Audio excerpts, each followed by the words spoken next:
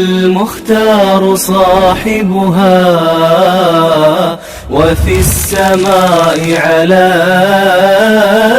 طهرا وتنزيها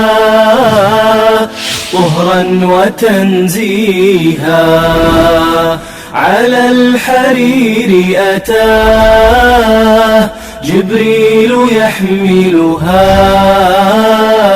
إلى الرسول من الرحمن يهديها. بسم الله الرحمن الرحيم. الحمد لله رب العالمين. اللهم صل وسلم وبارك على سيدنا محمد الأمين وعلى آله وأصحابه ومن تبعهم بإحسان إلى يوم الدين وبعد. فالسلام عليكم ورحمة الله تعالى وبركاته. ይህ ፊ ቤት ዓኢሻ የተሰኘ ፕሮግራማችን ነው፣ ወይም ደግሞ በዓኢሻ ቤት የተሰኘ ፕሮግራማችን ነው። ባለፈው ፕሮግራማችን ስለ እናታችን ዓኢሻ ረዲየላሁ ተዓላ አንሃ አጠር ባለ መልኩ የህይወት ታሪካቸውን ማስተዋወቃችን የሚታወስ ነው። ዛሬ ኢንሻአላሁ ተዓላ የሚሆነው ወደ ቤታቸው ወደ ዓኢሻ ረዲየላሁ ተዓላ አንሃ ቤት ዘው ብለን ከመግባታችን በፊት ስለ እዚህ ቤት እንዴት እንደተመሰረተና በምስረታው አካባቢ ምን አይነት ድባቦች እንደነበሩ የምናቀርብ ይሆናል ማለት ነው። ዓኢሻ ረዲየላሁ ተዓላ አንሃ እሳቸው ራሳቸው በአንደበታቸው የተናገሩት ቂሳ ነው። ነቢያችን ሰለላሁ ዐለይሂ ወሰለም እንዲህ አሉኝ ይላሉ ዓኢሻ ረዲየላሁ ተዓላ አንሃ፣ ረአይቱኪ ፊል መናሚ ሰላሰ ለያሊን፣ አንቺን ከመጋባታችን በፊት 3 ሌሊቶች በህልም በመናም አየሁሽ አሉኝ አሉ።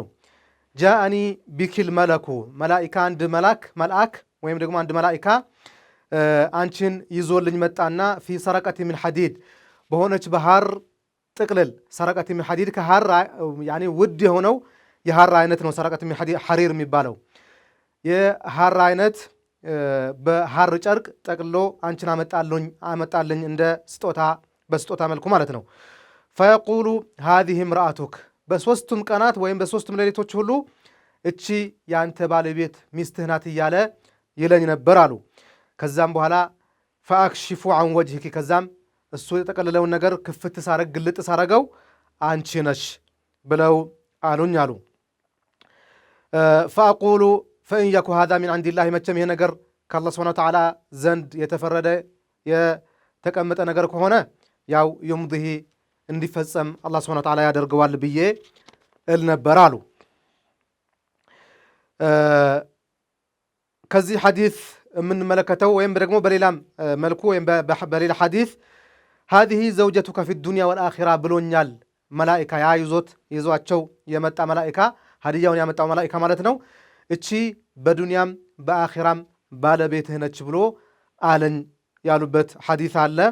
ከዚህ የምንማረው ነገር ምንድን ነው? አንደኛው ሩእያ አልአንቢያኢ ሐቁን፣ የአንቢያዎች ሩእያ ህልም ሐቅ መሆኑና የሚፈጸም የሚገኝ መሆኑ፣ ኸበርም ከሆነ በወሬ ደረጃም ያሉት ነገር ከሆነ ይገኛል ብለው ያሉት ከሆነም ያው ያ ነገር እንደሚፈጸም፣ በሑክም ደረጃ ደግሞ በትእዛዝ መልኩም ከሆነ ደግሞ ያ ነገር መፈጸም እንዳለበትና ግዴታ መሆኑን ከዚህ እንማራለን ማለት ነው። ይሄ የአንቢያዎች ብቻ ነው። ከአንቢያ ውጭ ያሉት ግን ማንም የፈለገውን ደረጃ ቢደርስ እንኳን በህልም እንዲህ ነገር አይቻለሁኝ፣ እንዲህ ነገር ተገልጦልኛል፣ እንዲህ ነገር አይቻለሁ ብሎ ቢል ተቀባይነት አይኖረውም በሸሪዓችን ደረጃ። ሁለተኛው ወኢን ካነ ዘዋጁ ዓኢሸተ ፊል አርዲ፣ የዓኢሻ የእናታችን ዓኢሻ ረዲየላሁ ተዓላ አንሃ ትዳራቸው ወይም ደግሞ ሰርጋቸው በመሬት ላይ ቢሆን እንኳን መጀመሪያው ጥቆማው መታጨት እንዳለባቸው ግን ጥቆማው የመጣው ከሰማይ መሆኑን እናያለን ማለት ነው። ይሄ የዓኢሻ ረዲየላሁ ተዓላ አንሃ ትልቅ ክብር ከሌሎች ሴቶች የሚለያቸው ሁኔታ ነው። ሶስተኛው የንበጊ ሊረጁሊ አን የተባደለ መዓ ምርአቲሂ አጥራፍ አልሐዲስ፣ አንድ ሰው ሚስቱ ባለቤቱ ጋራ የተለያዩ ወሬዎችን መቀባበልና ማውራት እንዳለበት እንማራለን ከዚህ ሐዲስ ወይም ደግሞ ከዚህ ቂሳ ማለት ነው። ሁል ጊዜ እሱም የራሱን ቦታ ይዞ እሷም የራሷን ቦታ ይዛ እንደ ተኮራረፈ ሰው ሁሉ ጊዜ በኩርፋ ህይወታቸውን ማሳለፍ የለባቸውም።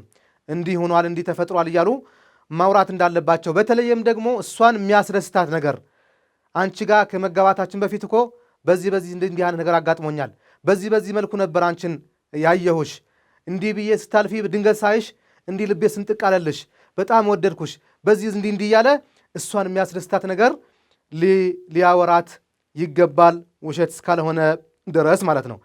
ነቢያችን ሰለላሁ ዐለይሂ ወሰለም እንግዲህ ከመጋባታቸው በፊት የነበረው ሁኔታ ዓኢሻ ረዲየላሁ ተዓላ አንሃ የሚነግሯቸው ለምንድን ነው? ዓኢሻን ለማስደሰት ነው። ከዚህ የበለጠ ደስታ ምን አለ?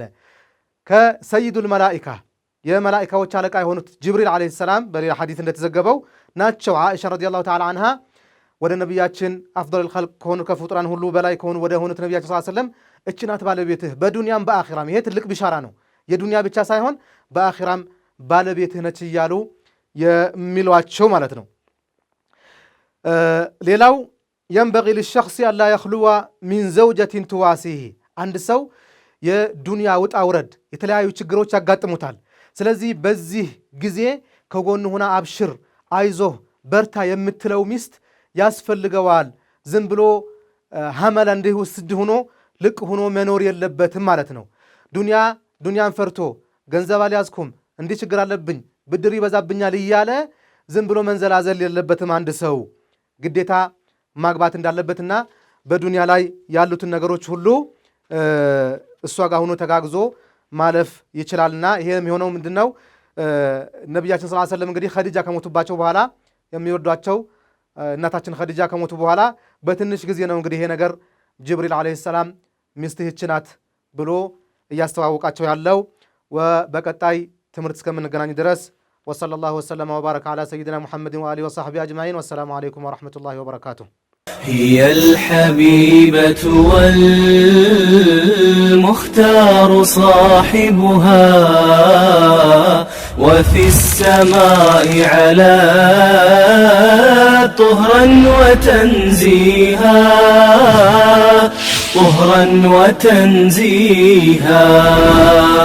على الحرير أتاه جبريل يحملها إلى الرسول من الرحمن يهدي.